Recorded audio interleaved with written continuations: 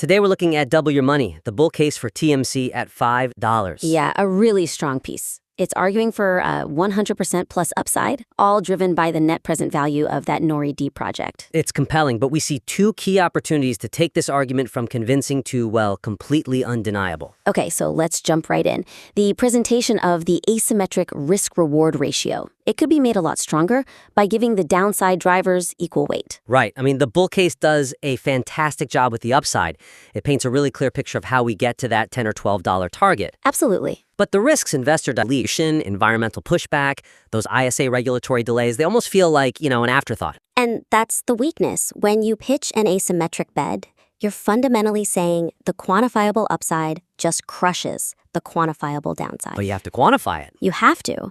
By leaving the probability and the impact of those risks undefined, you're just forcing the reader to fill in the blanks with their own worst-case scenario. And that imagination, that just kills conviction. Exactly. It makes the asymmetry feel less robust because the risk side is anchored by vague fear, not facts. So the suggestion is to anchor the risk side with that same precision.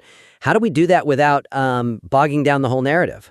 You structurally integrate the risks. Model their quantitative impact, even just briefly, on the valuation or that Q4 2027 timeline. Don't just list them, show us the math. Okay, so give us a concrete example. What does that look like in practice? Sure, you could, for instance, define the cost if the company needs a big capital raise. What percentage of dilution would it take to knock that $10 to $12 target down to, say, $8? I see. Or you could calculate exactly how much value a 6-month delay from the ISA would strip out of that $5.5 billion NPV. By putting a number on it, you show the reader exactly what's at stake. It actually proves the asymmetry. That precision really turns a risk appendix into a core part of the thesis. Okay, let's move on to the catalyst.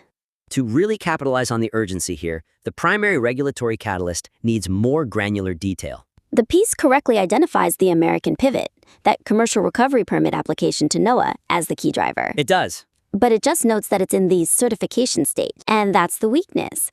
Certification stage. What does that really mean to an investor? It's internal jargon. It's a black box. It is. You're asking the investor to take your word for it that things are moving forward, but you're not giving them a tool to track it themselves. So we need to give them a verifiable map, not just a label. Exactly. The suggestion is to translate that regulatory milestone into tangible external indicators, something investors can actually monitor. Pull back the curtain a little. What are some good ways to do that? You could specify what action comes next. Is it a final public comment period? When is that expected to open? Give them a specific month. So they can watch for public announcements. Yes. Or another way is to compare the NOAA timeline to similar permitting processes. That helps anchor expectations for that crucial Q4 2027 goal. You're basically converting an opaque stage name into an actionable, traceable event. That's the whole idea.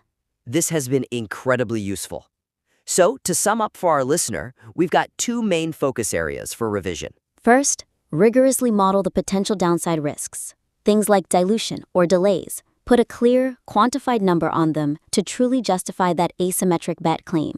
Make the risk side as precise as the reward side. Precisely.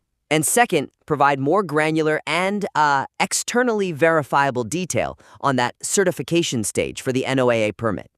Give investors the specific tools they need to track the catalyst. The core thesis is robust. These refinements will just maximize its impact. We agree. We look forward to seeing the revised version.